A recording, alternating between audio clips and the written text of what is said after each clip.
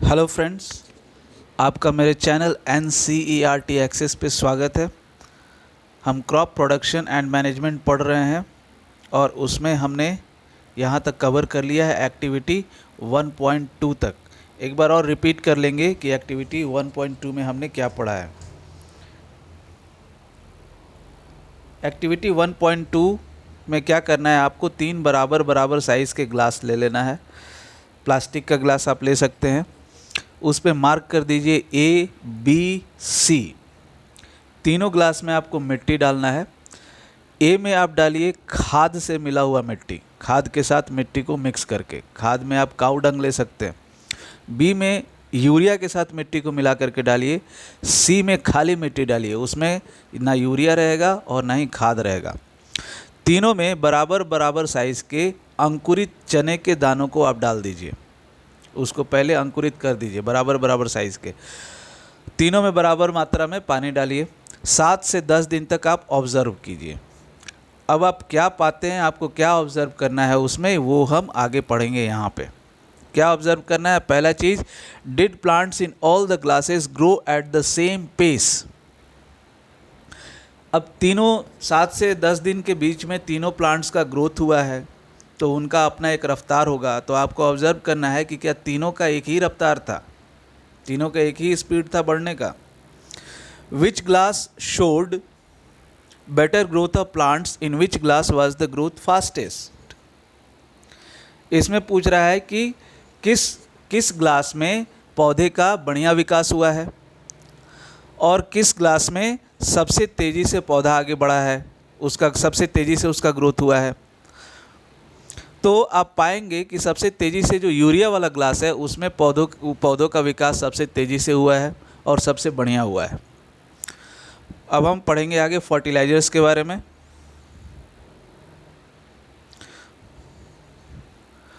Fertilizers are chemicals which are rich in a particular nutrient. How are they different from manure? Fertilizers are produced in factories.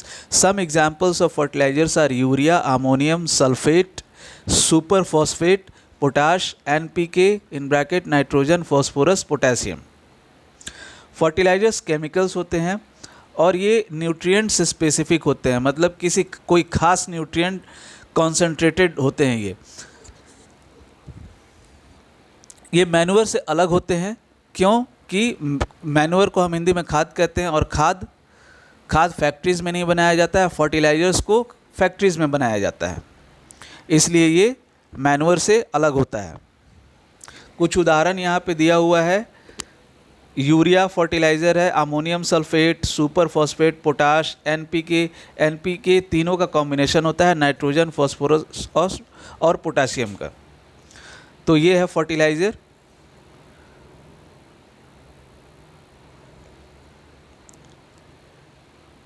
The use of fertilizers has helped farmers to get better yield of crops such as wheat, paddy and maize, but excessive use of fertilizers has made the soil less fertile.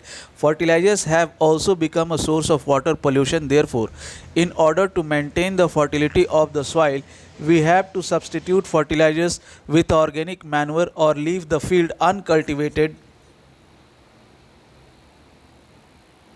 in bracket fallow in between two crops. Fertilizers के उपयोग से किसानों को कुछ फ़ायदा हुआ है, जैसे कुछ फसल का उपज बढ़िया हुआ है, जैसे वीट हो गया, पैडी हो गया, मेज को हम मक्का कहते हैं हिंदी में, पैडी को हम चावल, वीट गेहूँ। तो इन फसलों का उपज बढ़िया हुआ है, किसानों को फ़ायदा हुआ है फर्टिलाइजर्स के इस्तेमाल करने से। लेकिन बहुत ज़्यादा अगर फर्टिलाइजर्स का उपयोग करते हैं तो उसके कुछ नुकसान भी हैं, जैसे कि मिट्टी के अंदर में जो फर्टिलिटी है, मिट्टी की फर्टिलिटी कम हो जाती है। फर्टिलाइजर्स वाटर पोल्यूशन का भी एक बहुत बड़ा कारण है। इसीलिए इन कारणों से बचने के लिए फर्टिलाइजर्स की जगह पे मैन्योर के उपयोग का प्रोत्साहन दिया जाता है।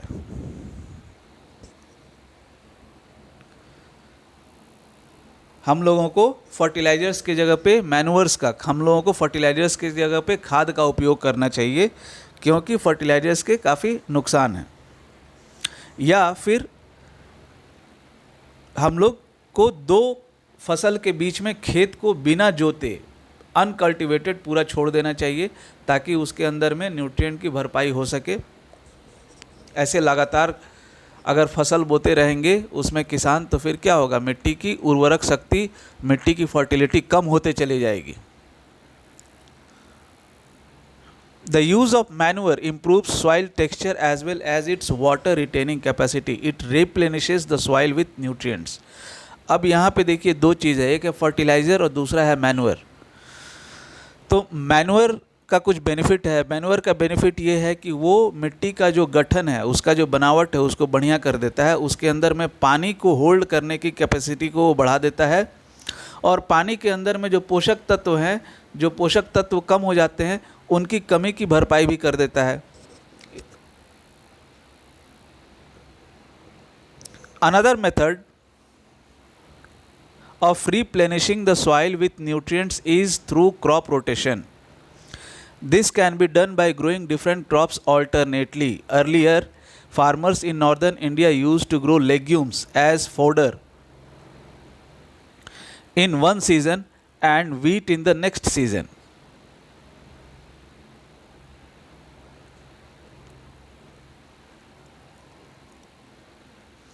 This helped in the replenishment of the soil with nitrogen. Farmers are being encouraged to adopt this practice.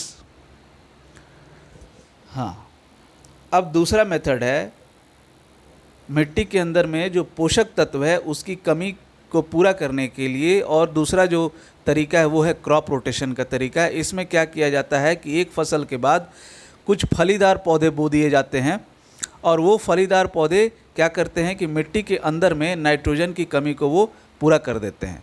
Legumes हम फलीदार पौधों को कहते हैं।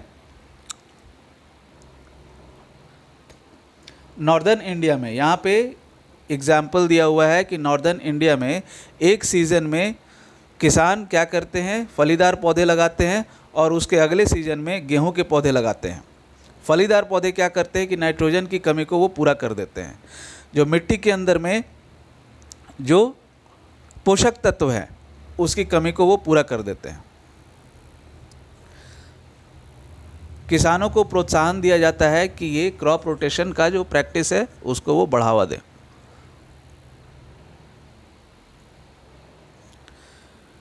In previous classes you have learned that rhizobium bacteria, these are present in the nodules of roots of leguminous plants. They fix atmospheric nitrogen. आप पिछले classes में पढ़ चुके हैं कि राइजोबियम बैक्टीरिया वो लेग्यूमिनस प्लांट्स के जो रूट्स में नोड्यूल्स होता है उसमें राइजोबियम बैक्टीरिया होता है। ये क्या करता है कि एटमॉस्फेरिक नाइट्रोजन को फिक्स करता है। कहने का मतलब है कि एटमॉस्फेरिक नाइट्रोजन को ये वाटर सोल्यूबल बना देता है, ये बैक्टीरिया।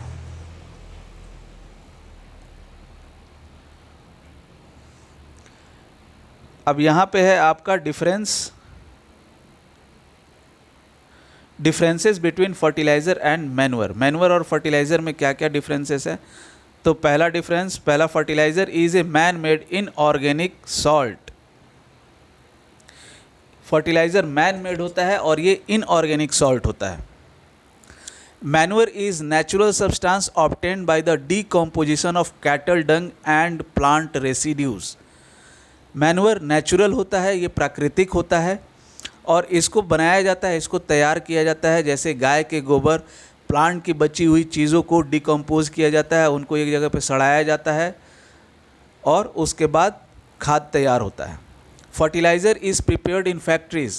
फर्टिलाइज़र्स को कारखानों में तैयार किया जाता है। Manure can be prepared in the fields. और खाद को किसान अपने खेत में भी तैयार कर सकते हैं। Fertilizer does not provide any humus to the soil. Fertilizer मिट्टी में ह्यूमस नहीं देता है, मिट्टी में ह्यूमस मिट्टी को उपजाऊ बनाता है। Manure provides a lot of humus to the soil. और मैन्योर से, खाद से मिट्टी में ढेर सारा ह्यूमस तैयार हो जाता है। Fertilizers are very rich in plant nutrients like nitrogen, phosphorus and potassium. Fertilizers कुछ न्यूट्रिएंट्स, कुछ पोषक तत्व वो उसमें वो काफ़ी ज़्यादा होते हैं। मतलब फर्टिलाइजर्स के अंदर में एक्चुअली फर्टिलाइजर्स में इन पोषक तत्वों का कॉन्सेंट्रेशन ज़्यादा होता है, जैसे नाइट्रोजन हो गया, फॉस्फोरस हो गया, पोटासियम हो गया। Manure is relatively less rich in plant nutrients, लेकिन फर्टिलाइजर्स के तुलना में खाद के अंदर में प्लांट के पोषक तत्व कम होते हैं।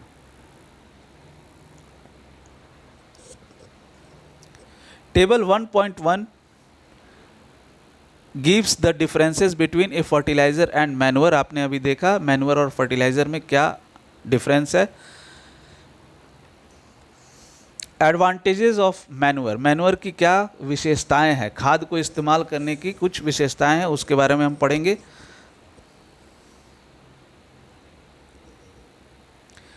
देखिए, ऑर्गेनिक और इनऑर्गेनिक में डिफरेंस ये है कि ऑर्गेनिक सब्सटेंसेस के ऊपर माइक्रो ऑर्गेनिज्म उसके ऊपर वर्कआउट कर सकता है, लेकिन इनऑर्गेनिक सब्सटेंसेस के ऊपर माइक्रो ऑर्गेनिज्म वर्क नहीं करता है।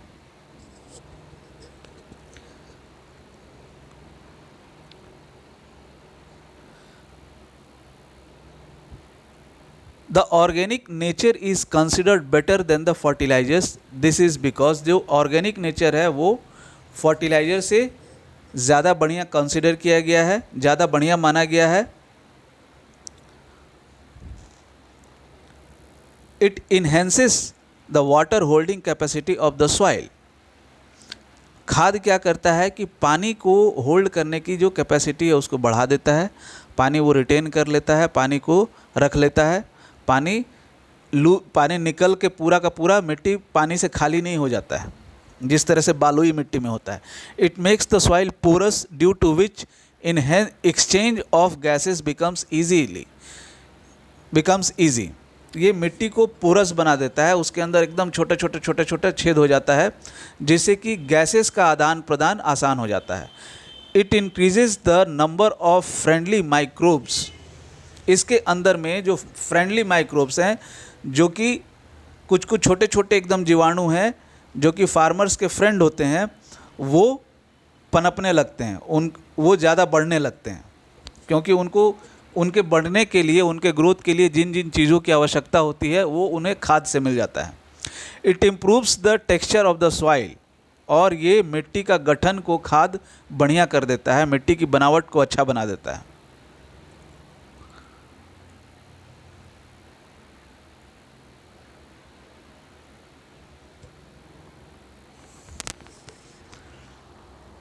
अब इसके बाद अगला स्टेप है इरिगेशन। इरिगेशन को हम कहते हैं हिंदी में सिंचाई। जब किसान खेत में पानी देता है पौधों के ग्रोथ के लिए तो उसे हम इरिगेशन कहते हैं। All living beings need water to live. Water is important for growth, for proper growth and development. Water is absorbed by the plant roots. Along with water minerals and fertilizers are also absorbed. Plants contain nearly 90% water. Water is essential because germination of seeds does not take place under dry conditions.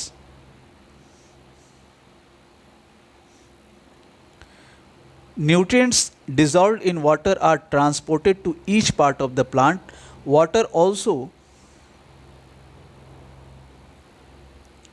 protects the crop from both frost and hot air currents to maintain the moisture of the soil for healthy crop growth. Fields have to be watered regularly. हाँ, जितने भी जीव हैं, जितने भी प्राणी हैं, उन्हें पानी की आवश्यकता है जीने के लिए। पानी सबके ग्रोथ के लिए और विकास के लिए आवश्यक है। बिना पानी के जीव नहीं जी पाएगा, मर जाएगा। अब यहाँ पे क्या है कि प्लांट्स पानी कैसे ऑब्जर्व करता है, तो प्लांट्स के अंदर में पानी उनके रूट्स के द्वारा जाता है। पानी के साथ साथ वो मिनरल्स को, खनिज को और फर्टिलाइजर्स को भी वो एब्जॉर्ब करता है। प्लांट्स के अंदर में लगभग 90% पानी होता है। पानी जर्मिनेशन के लिए आवश्यक है। सूखे परिस्थिति में, सूखा परिस्थिति में अगर सूखा रहेगा बीज तो फिर उसमें बीज जर्मिनेट नहीं करेगा। इसीलिए जर्मिनेशन के लिए पानी की आवश्यकता है। Nutrients dissolved in water are transported to each part of the plant. पानी के जरिए क्या है कि पानी के अंदर में न्यूट्रिएंट्स घुल जाते हैं और वो प्लांट के हर पार्ट में वो पानी के द्वारा वो ट्रांसपोर्ट हो जाते हैं पानी के साथ साथ। वाटर ऑल्सो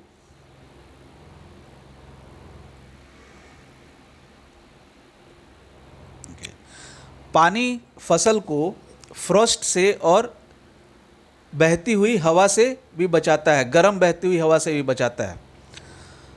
पानी हवा के अंदर में मिट्टी के अंदर में मॉइस्चर बना के रखता है ताकि जो फसल का जो ग्रोथ हो वो बढ़िया से हो। इसीलिए खेत को बराबर किसान पानी देते रहते हैं। अब उसके बाद है the supply of water to crops at regular intervals is called irrigation. मतलब समय समय पे पानी देते रहने की प्रक्रिया को हम इरिगेशन कहते हैं। The time and frequency of irrigation varies from crop to crop, soil to soil and season to season. अब ये जो समय है और फ्रीक्वेंसी कि कितना पानी देना है सिंचाई के लिए वो वेरी करता है। किसी फसल में ज़्यादा पानी देना होता है, किसी फसल में कम पानी देना होता है, और वो मिट्टी के ऊपर भी डिपेंड करता है, सीज़न के ऊपर भी डिपेंड करता है।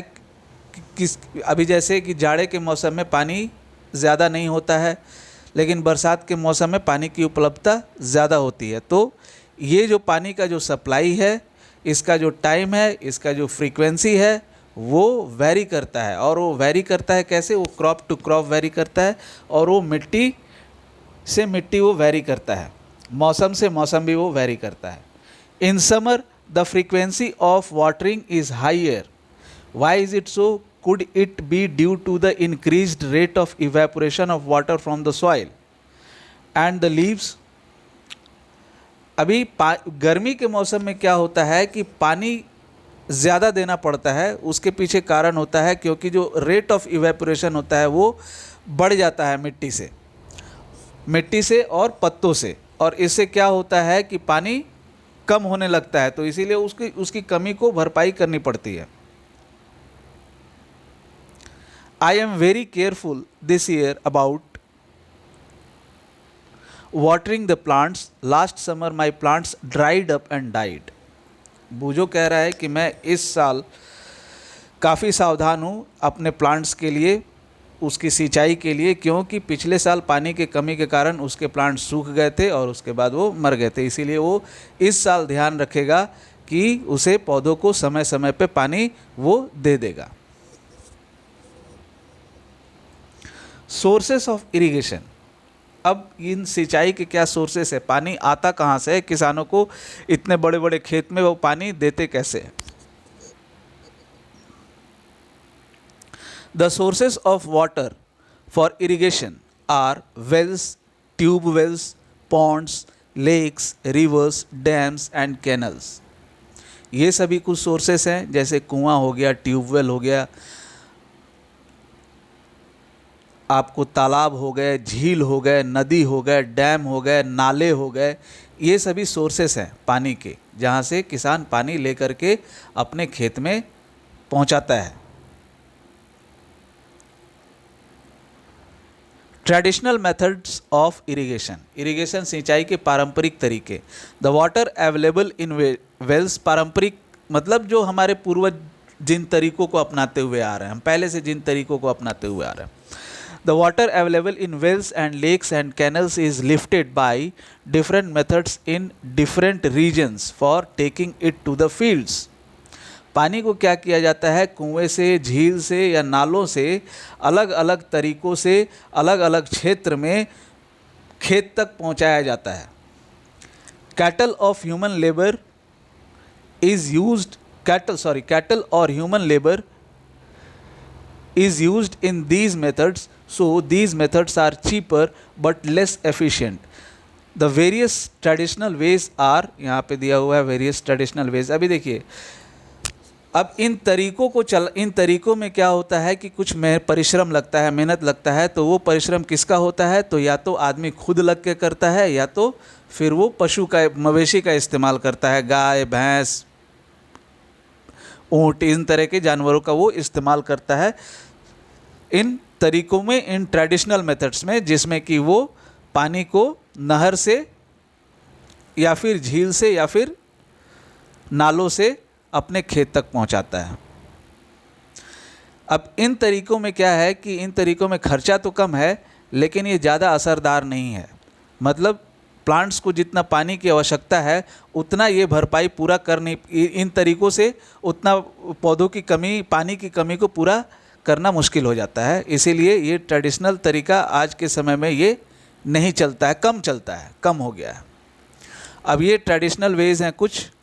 मोट पुली सिस्टम यहाँ पे है। इसके बारे में, in traditional ways of irrigation के बारे में मैं अलग से एक वीडियो डालूँगा। ये है मोट आपको। उसके बाद यहाँ पे है चेन पंप। उसके बाद है यहाँ पे है ढेकली। फिर है रहट।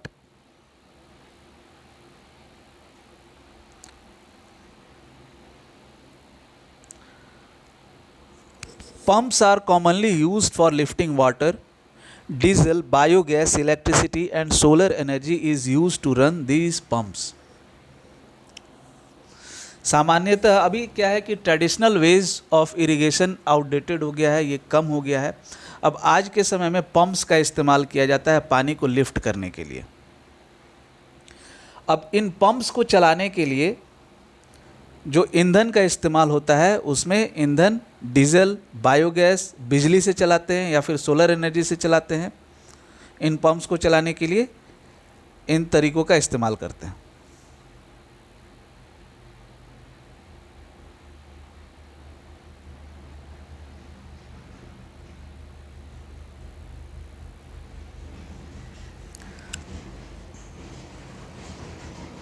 अब उसके बाद है modern methods of irrigation. Modern methods of irrigation help us to use water economically. The main methods used are as follows. Modern methods जो है, आज के तरीके जो हैं, हम लोग जो सिंचाई के जो तरीके इस्तेमाल करते हैं, आधुनिक तरीके जो इस्तेमाल करते हैं, उसमें क्या होता है कि पानी इकोनॉमिकली कहने का मतलब है कि जितना ज़रूरत है प्लांट्स को पानी देने की आवश्यकता है उतना ही पानी दिया जाता है और पानी की बचत होती है। अब ये है कुछ मेथड्स, जैसे स्प्रिंकलर सिस्टम। यहाँ पे है स्प्रिंकलर सिस्टम, यहाँ पे ऊपर में देखिए, ये पानी का छिड़काव करता है ये। This system is more useful on the uneven land where sufficient water is not available. Uneven land, जहाँ का ज़मीन समतल नहीं है, वहाँ पे ये स्प्रिंकलर सिस्टम को यूज़ किया जाता है, जहाँ पे पानी की कमी है। The perpendicular pipes having rotating nozzles on top are joint to the main pipeline at regular intervals. यहाँ पे देखिए परपेंडिकुलर पाइप्स, ये है परपेंडिकुलर पाइप्स, ये परपेंडिकुलर है, ये परपेंडिकुलर है, ये मेन पाइप से कनेक्टेड है। यहाँ पे ये मेन पाइप है, यहाँ से कनेक्टेड है, ये है मेन पाइप से कनेक्टेड है, और ऊपर में नोज़ल लगा हुआ है। पानी यहाँ से आता है, पानी यहाँ से आता है, इसमें चला जाता है, इस मेन पाइप में फिर डिस्ट्रीब्यूट होता है, और फिर ये नोजल से इसका छिड़काव होता है पानी का। The perpendicular pipes having rotating nozzles on the top are joined to the main pipeline at regular intervals. When water is allowed to flow through the main pipe under pressure with the help of a pump, it escapes from the rotating nozzles. अब पानी को बहाया जाता है, उसको एक pressure से water ये पंप के जरिए, और उसके बाद क्या होता है कि नोज़ल से वो नोज़ल रोटेट करता है ऊपर में नोज़ल्स के जरिए फिर पानी का छिड़काव होता है। It gets sprinkled on the crop as if it is raining. Sprinkler is very useful for lawns, coffee plantation and several other crops. ये फसल के ऊपर इस तरीके से पानी छिड़कता है जैसे कि फसल के ऊपर बारिश हो रही है। ये लॉन में, कॉफ़ी के प्लांटेशन में और भी दूसरे फसल में इस तरह की सिंचाई का उपयोग किया जाता है। अब यहाँ पे है drip system.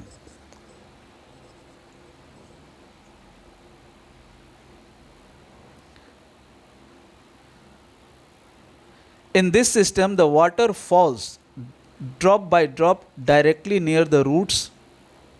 So it is called drip system. It is best technique for watering fruit plants, gardens and trees. Water is not wasted at all. It is a boon in regions where availability of water is poor. ये है आपको drip system यहाँ पे।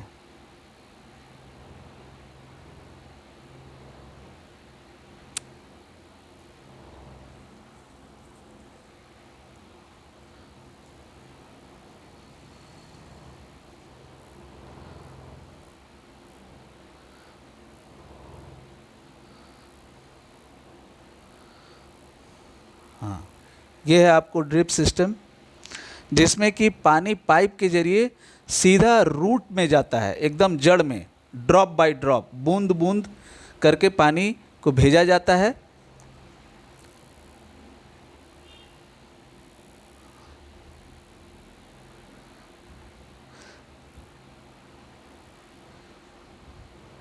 ये fruit plants हो गया, gardens या पेड़ों के लिए ये इस तरह का सिस्टम का इस्तेमाल किया जाता है ना। फ्रूट प्लांट्स में, गार्डन में पानी देने के लिए या फिर पेड़ अगर आप लगाए हैं तो उसमें पानी देने के लिए इसको इस्तेमाल किया जाता है। इससे पानी वेस्ट होता है और उन क्षेत्रों में जहाँ पे पानी की कमी है वहाँ के लिए ये सिस्टम एक वरदान के रूप में काम करता है।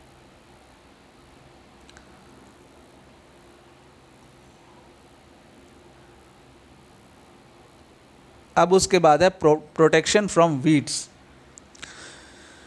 वीड्स का मतलब होता है वो अनवांटेड प्लांट्स जो कि मेन क्रॉप के साथ उग के चले आते हैं।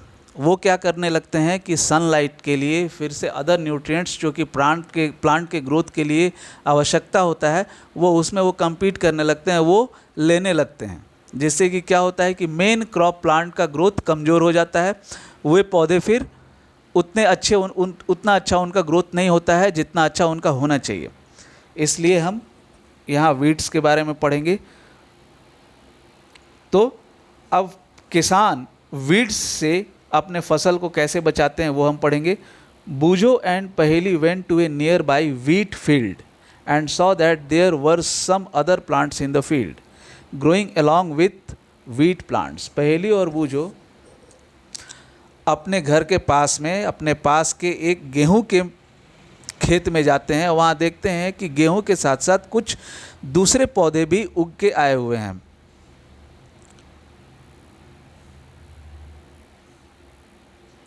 Have these other plants been planted purposely. क्या ये जो दूसरे पौधे गेहूं के पौधे के साथ उग के बाहर निकले हैं, क्या इन्हें जानबूझ करके बोया गया है किसी कारणवश? In a field, many other undesirable plants may grow naturally along with the crop. These undesirable plants are called weeds. खेत में जो मेन फसल होता है उसके साथ साथ जो बिना काम के कुछ पौधे अपने आप उग के चले आते हैं, वो प्राकृतिक रूप से वो उग के चले आते हैं। ये जो बिना काम के पौधे हैं इन्हें ही हम वीड्स कहते हैं। The removal of weeds is called weeding. और वीड्स को हटाने की जो प्रक्रिया है उसे हम कहते हैं weeding. Weeding is necessary since weeds compete with the crop plants for water, nutrients, space and light। अब वीडिंग ज़रूरी है क्योंकि जो अन्य पौधे हैं वो क्या करते हैं, जो मेन पौधा है, मेन क्रॉप प्लांट है, मेन फसल है, उसके साथ वो पानी के लिए, पोषक तत्व के लिए, जगह के लिए और रोशनी के लिए वो compete करने लगता है। दस they affect the growth of the crop. इससे क्या होता है कि इसका असर जो मेन क्रॉप है उसके ऊपर इसका असर होता है। Some weeds interfere even in harvesting and may be poisonous for animals and human beings. कुछ वीड्स ऐसे होते हैं जो कि फसल की कटाई के समय पे वो इंटरफेयर करते हैं, मतलब वो उस समय वो उगे हुए रहते हैं, तो कटाई के साथ साथ वो भी कट के आ जाते हैं, और वो वीड्स जहरीले होते हैं जानवरों के लिए और इंसानों के लिए। Farmers adopt many ways to remove weeds and control their growth. किसान बहुत सारे तरीके अपनाते हैं इन वीड्स को कंट्रोल करने के लिए, उनके ग्रोथ को कंट्रोल करने के लिए। Tilling before sowing the crops helps in uprooting and killing of weeds which may then dry up and get mixed with the soil। अब क्या है कि बुआई से पहले किसान क्या करता है कि उसको खेत को कोड़ता है।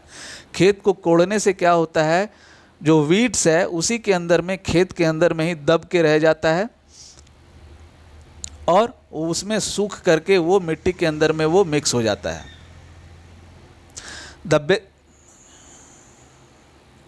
The best time for the removal of weeds is before they produce flowers and seeds। अब वीड्स को हटाने का जो सबसे बढ़िया समय कब है, जब वीड्स के अंदर में फूल आ जाएं। वीड्स के अंदर में जब फूल आ जाएं, सीड्स आ जाएं, उससे पहले ही उसको हटा लेना ठीक है। The manual removal includes physical removal of weeds by uprooting or cutting them close to the ground from time to time। Manually उसको हाथ से किसान अपने आप या तो सीधा जड़ से उखाड़ देता है या फिर जड़ के पास से उसको काट देता है। समय समय पे ऐसा किया जाता है। This is done with the help of a khurpi. ऐसा खुरपी से करते हैं। A seed drill is also use to uproot weeds. Seed drill का भी इस्तेमाल किया जाता है वीड्स को जड़ से निकालने के लिए।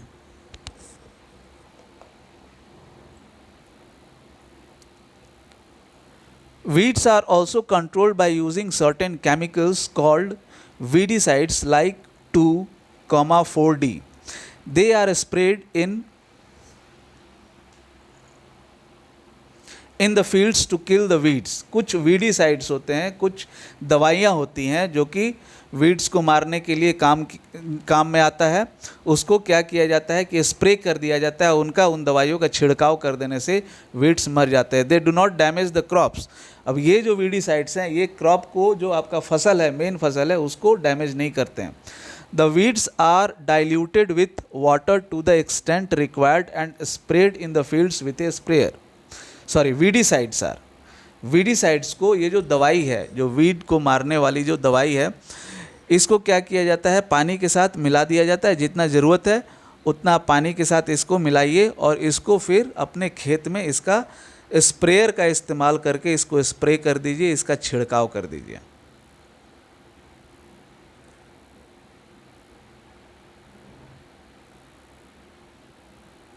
यहाँ पे है, देखिए स्प्रे कर रहा है किसान। वीडीसाइड स्प्रे कर रहा है किसान।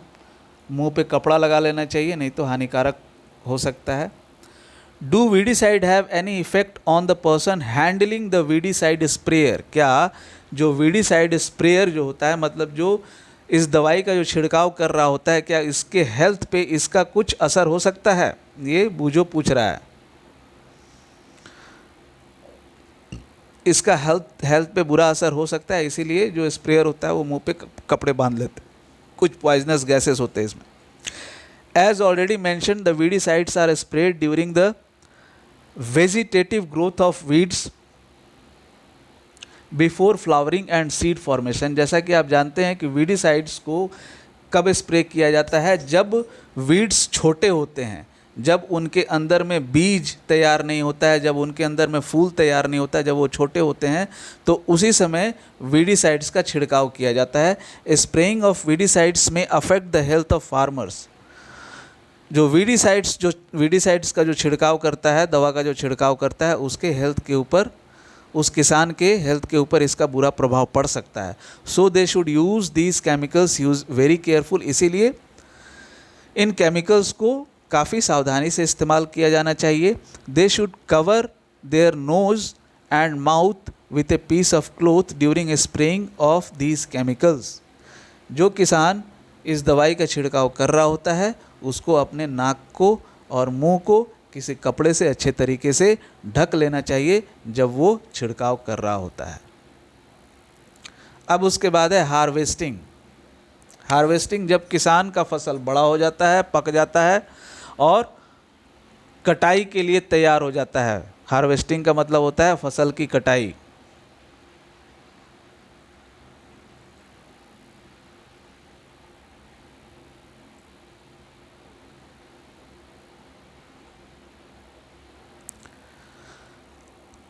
Harvesting of a crop is an important task. ये ज़रूरी काम है। फसल उग जाएगा तो कटाई तो करेंगे ही।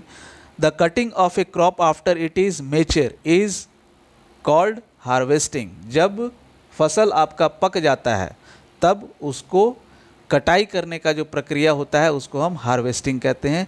इन harvesting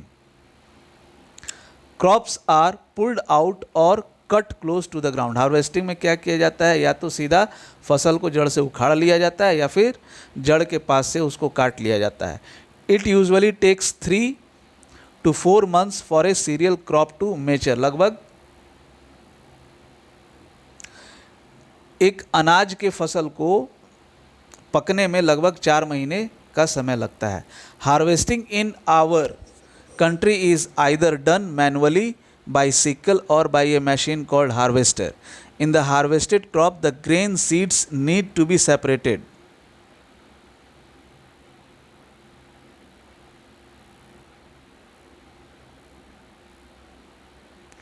from the chaff. This process is called threshing. This is carried out with the help of a machine called combine, which is in fact a harvester as well as thresher.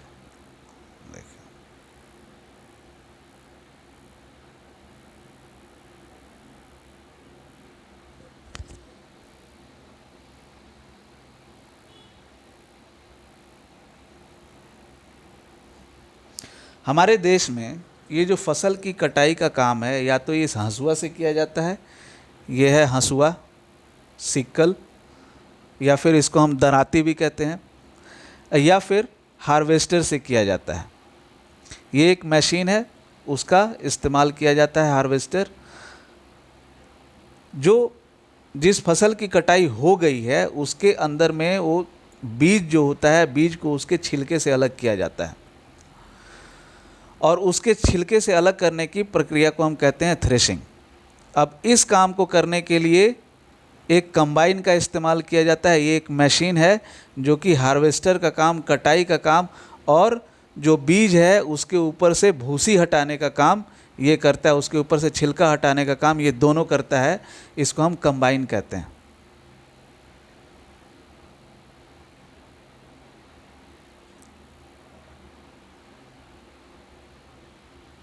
After harvesting, sometimes stubs are left in the field, which are burnt by farmers. Paheli is worried. She knows that it causes pollution. It may also catch fire and damage the crops lying in the fields. कटाई के बाद जो stubs, जो छोटे छोटे मतलब ज़मीन से उगे हुए जो डंटी होते हैं, छोटे छोटे स्टेम्स जो होते हैं ज़मीन से उगे हुए होते हैं, उसको क्या किया जाता है कि वो फील्ड में, खेत में छूट जाता है और उसको फिर किसान जलाते हैं। पहली चिंतित है इस विषय को लेकर के क्योंकि इससे प्रदूषण होता है और इससे आग भी लग सकता है और जो फसल जिसको कि किसान ने इतना मेहनत करके उपजाया है वो खेत में, वहाँ पे अगर मान लीजिए कि अगर बगल में जला रहे हैं उस इन स्टब्स को किसान, अगर कहीं पे मेन क्रॉप में आग लग गया, कहीं कटाई करके रखा हुआ है और मेन क्रॉप में आग लग गया तो उनका नुकसान हो जाएगा। तो इससे क्रॉप्स का, इससे फसल का नुकसान भी हो सकता है।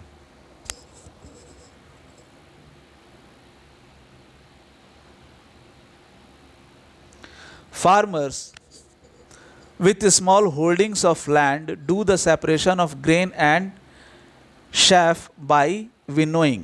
विनोइंग के जरिए किसान क्या करते हैं, कि उनके अनाज के ऊपर का जो भूसी होता है, जो छिलका होता है, उसको वो हटाते हैं। विनोइंग वो प्रोसेस है। You have already studied this in class 6। Class 6 में आप विनोइंग के बारे में आप पढ़ चुके हैं।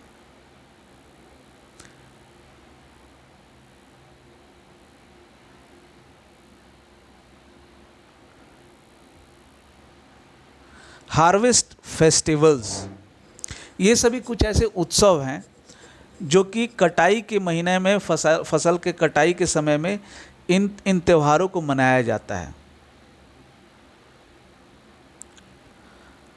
After 3 or 4 months of hard work there comes the day of the harvest। 3-4 महीनों के मेहनत के बाद दिन आता है, कटाई का दिन आता है। The site of golden fields of a standing crop laden with grain fills the hearts of farmers with joy and a sense of well-being। क्या होता है कि वो जो दृश्य जो होता है जिसमें कि फसल लदे हुए हैं अनाज से, अनाज के दानों से, तो इससे क्या होता है, ये देख करके जो किसान के अंदर में एक तरह का खुशी और एक तरह का मतलब कि भरा पूरा होने का उनको अनुभव होता है, एक तरह का उन्हें खुशी का अनुभव होता है। The efforts of the past season have borne fruit and it is time to relax and enjoy a little. अब जो पिछले सीज़न में जो आपने मेहनत किया है उससे जो आपको फल आप जो पाए हैं, उस फल को खाने का अब आपका समय आ गया है और रिलैक्स का, आपको आराम करने का अब समय आ गया है और थोड़ा एंजॉय करने का समय आ गया है। The period of harvest is thus of great joy and happiness in all parts of India. इसलिए ये जो फसल की कटाई का जो समय होता है, ये पूरे इंडिया में, पूरे भारतवर्ष में, ये सभी के लिए, सारे किसानों के लिए ये खुशी का समय होता है। Men and women celebrate it with great enthusiasm। जो औरत मर्द एकदम खुशी से इस फेस्टिवल को ये सेलिब्रेट करते हैं। Special festivals associated with the harvest season are Pongal, Baisakhi, Holi, Diwali, Nabanna and Bihu. ये सभी कुछ खास त्यौहार हैं जो कि आपको कटाई के मौसम में मनाए जाते हैं, जैसे पोंगल हो गया, बैसाखी हो गया, होली हो गया, दिवाली हो गया, नाबन्या हो गया और बिहू हो गया।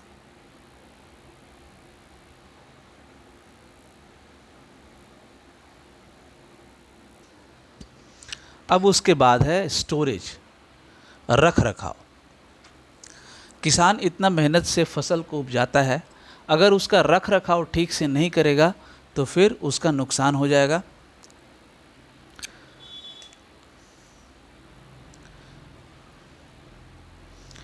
Storage of produce is an important task. If the harvested grains are to be kept for longer time, they should be safe from moisture, insects, rats and microorganisms. Storage, रख रखाव, जो जिस फसल की कटाई कर ली गई है उसका रख रखाव अच्छे तरीके से करना ज़रूरी है। अगर आपको लंबे समय तक फसल को रखना है तो उसका सही तरीके से उसका रख रखाव करना ज़रूरी है, ताकि वो मॉइस्चर से, कीड़े मकोड़ों से, चूहों से और छोटे छोटे माइक्रो ऑर्गेनिज्म से उसका बचाव हो सके। Harvested grains have more moisture.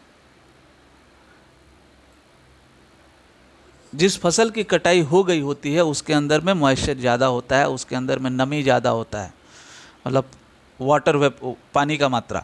If freshly harvested grains are stored without drying, they may get spoiled or attacked by organisms making them unfit for use or for germination। अगर जो ताज़ा कटाई किया हुआ जो अनाज है उसको अगर सही तरीके से अगर हम सुखाएंगे नहीं तो क्या होगा कि वो उसके ऊपर जो छोटे छोटे जो जीव हैं वो उसके ऊपर हमला कर सकते हैं और उनको अनफिट बना सकते हैं। वो कीड़े मकोड़े उसको खा के उसको ख़राब कर सकते हैं। Hence, therefore, storing them, the grains are properly dried in the sun. Hence, before storing them, the grains are properly dried in the sun to reduce the moisture in them। इसलिए अनाज को स्टोर करने से पहले उसको पहले अच्छे तरीके से धूप में सुखा लिया जाता है ताकि उसमें से मॉइस्चर को ख़त्म कर दिया जाए, मॉइस्चर को कम कर दिया जाए। This prevents the attack by insect, pests, bacteria and fungi. और इससे क्या होता है कि फसल बच जाता है कीड़े मकोड़ों से,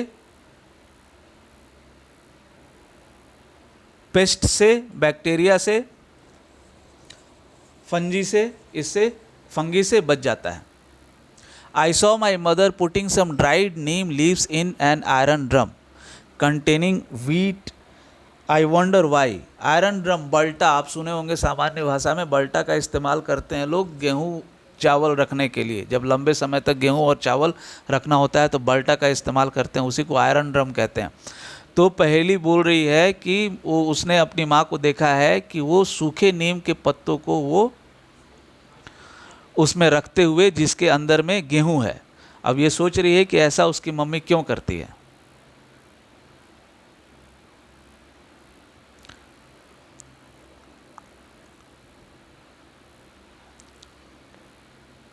farmers stores grains in jute bags or metallic bins. However, large-scale storage of grains is done in silos and granaries to protect them from pests like rats and insects. किसान क्या करते हैं कि अनाज को जूट बैग में, बोरा में उसको हम कहते हैं, जूट बैग में उसको स्टोर कर देते हैं, या फिर मेटल का बना हुआ बीन्स होता है उसमें स्टोर कर देते हैं। बड़ी मात्रा में अगर रख रखाव करना होता है अनाज का तो उसके लिए सिलोज या फिर ग्रेनरीज का इस्तेमाल किया जाता है, जिससे कि चूहों से, कीड़े मकोड़ों से और पेस्ट से अनाज का बचाव किया जा सके।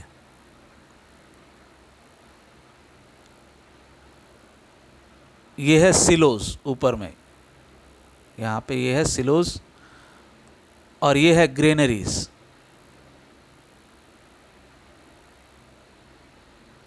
जिसमें बोरा के ऊपर बोरा रख दिया गया है।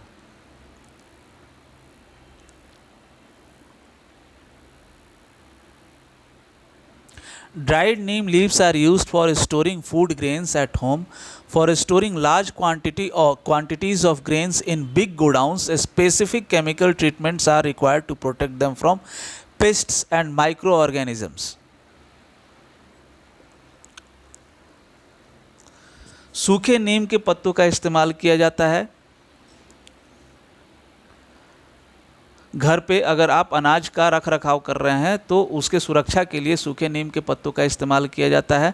अगर बड़ी मात्रा में अगर अनाज का रख रखाव करना है तो उसको गोडाउन में रखा जाता है, और गोडाउन में उसको केमिकल ट्रीटमेंट दिया जाता है, मतलब अलग अलग दूसरे केमिकल का इस्तेमाल किया जाता है वहाँ पे कीटों और छोटे छोटे जीवाणुओं से बचाने के लिए अनाज को। अब उसके बाद है फूड फ्रॉम एनिमल्स, जानवरों से प्राप्त होने वाले भोजन।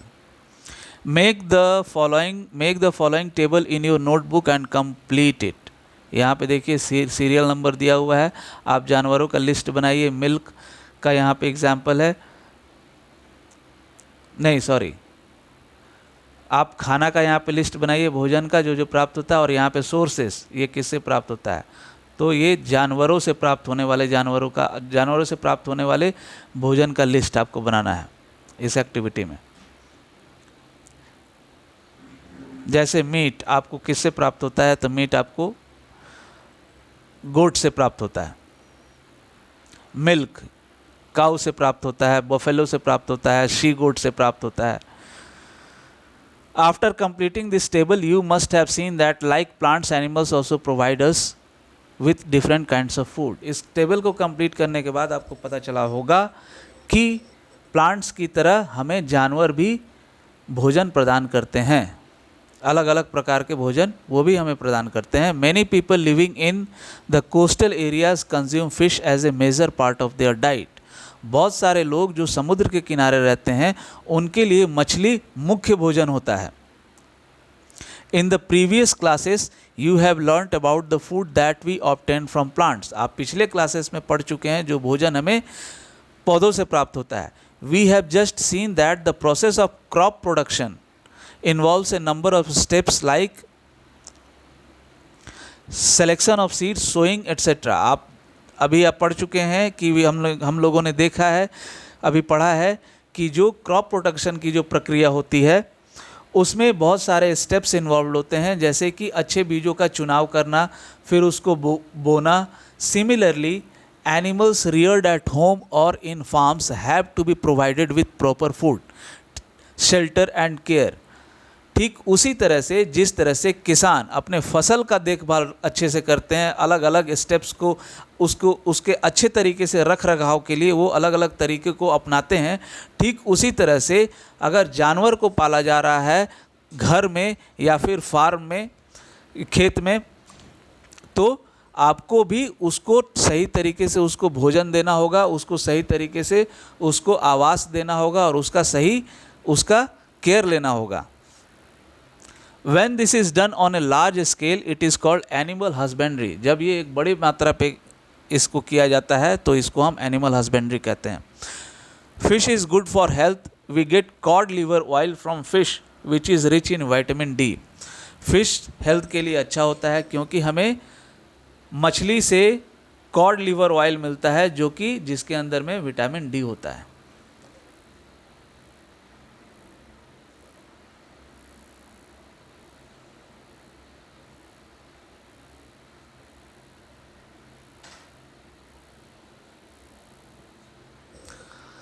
आप सभी का बहुत बहुत धन्यवाद। कृपया चैनल को लाइक कीजिए, शेयर कीजिए, सब्सक्राइब कीजिए। और इस चैनल पे मैं जो कीवर्ड्स है उसका शॉर्ट्स बना के डालूँगा, क्वेश्चन आंसर्स का शॉर्ट्स बना के डालूँगा। शॉर्ट्स आप प्लीज़ देखिए पूरा, आपको कहीं नोट डाउन करने की आवश्यकता नहीं होगी। आप शॉर्ट्स को देख करके ही आपको सारा क्वेश्चन आंसर्स याद आ जाएगा। मैं उसको इस तरीके से मोटिवेटिंग वे में डालूँगा जिससे कि आपके लिए याद करना काफ़ी आसान हो जाएगा। कृपया इस चैनल को सपोर्ट कीजिए, लाइक कीजिए, शेयर कीजिए, सब्सक्राइब कीजिए। कुछ खास तरीका अगर आप चाहते हैं पढ़ाने का तो वो कृपया आप कमेंट बॉक्स में डालिए, कुछ सुझाव दीजिए, कुछ सजेशन दीजिए। Definitely we are going to follow up on it.